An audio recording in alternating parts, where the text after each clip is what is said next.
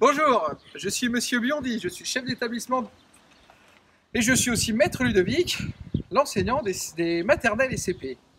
Bienvenue à l'école Saint-Joseph de Louzy et nous allons faire une visite virtuelle de l'école. Bien sûr, elle ne se fera pas dans les conditions régulières d'organisation de la classe à cause du protocole sanitaire que nous faisons respecter. Venez avec moi, on va commencer par la partie la plus intéressante.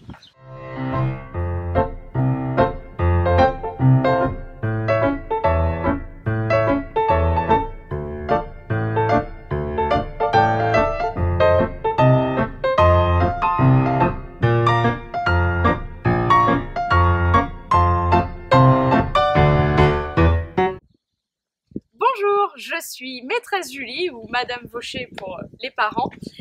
J'ai la très lourde tâche de vous présenter la grande cour de récréation que l'on a.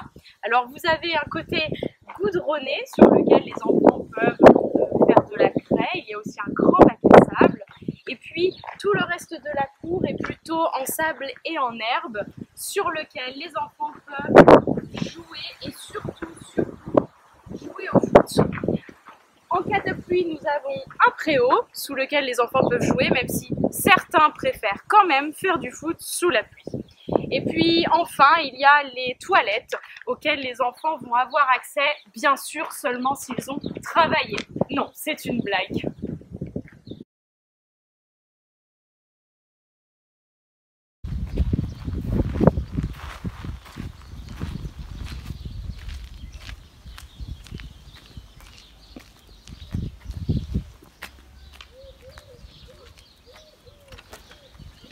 Bonjour, je suis Lucie, la CM de la classe maternelle CP. Allez-y, entrez.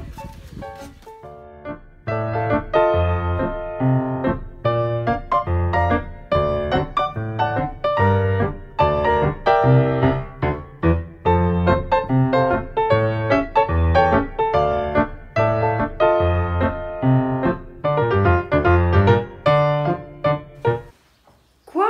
4 niveaux dans la classe? Mais c'est pas possible! L'enseignant ne peut pas gérer tous ces niveaux. Si. Et ça se passe aussi bien pour l'enseignant que pour les élèves. Il s'agit juste d'imaginer qu'une classe de maternelle n'est pas une classe face à un tableau avec une feuille et un crayon. Beaucoup de manipulation et de travail en atelier permettent d'organiser tous ces niveaux. Bien sûr, cela nécessite un apprentissage très tôt de l'autonomie. De plus, dans cette classe, on travaille parfois avec des ateliers à inspiration Montessori. Sur des étagères, il y a des ateliers que les élèves peuvent prendre librement en fonction de leur âge et surtout de la période de l'année. Dans la seconde salle, nous allons vous présenter la bibliothèque, les coins jeux ainsi que le coin regroupement. Allons-y!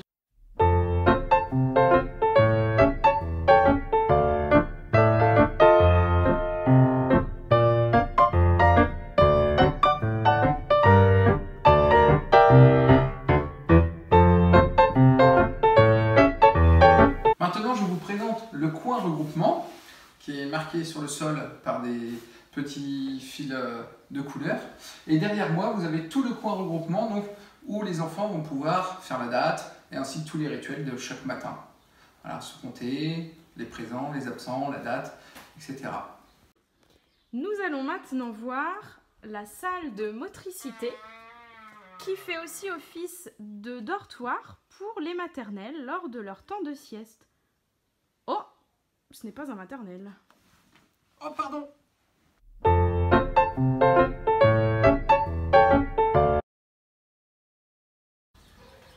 Concernant les CP, la lecture se base sur la méthode Léo et Léa, qui est une méthode syllabique qui lie des gestes au son. C'est une méthode très efficace qui nécessite néanmoins d'être travaillée tous les jours. Je vais vous présenter maintenant la salle où les plus beaux discours ont eu lieu, où les plus belles déclarations ont fleuri et où les élèves ont plaisir à se retrouver pour faire la discussion. Bienvenue dans les toilettes.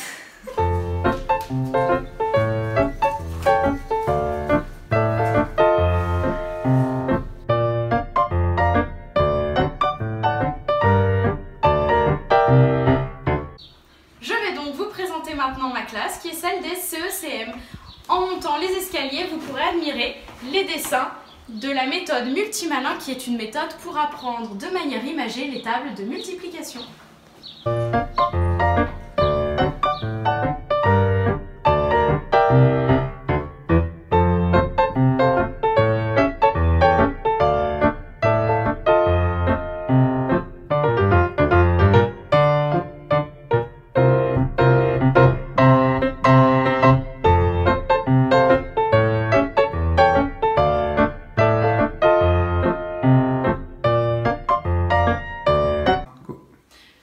Vous avez vu ma classe de CECM, c'est une classe qu'on va appeler plutôt flexible, c'est-à-dire que les enfants ne vont pas rester à leur table toute la journée, ils vont avoir la possibilité de bouger dans la classe, de pouvoir, au lieu d'avoir une chaise, prendre un ballon ou s'asseoir au sol sur des tapis. Ils vont pouvoir aussi écrire sur d'autres supports que leur table.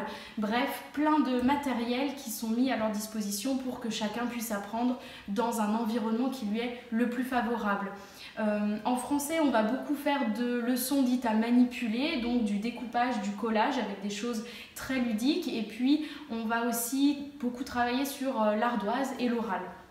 Et puis enfin, en mathématiques, eh bien, on va utiliser une méthode qui s'appelle la méthode heuristique des mathématiques. C'est une méthode qui est en fait lissée réellement sur 4 années et du coup, elle n'est pas cloisonnée. Donc chaque élève va pouvoir avancer à son rythme tout en restant au sein du groupe classe.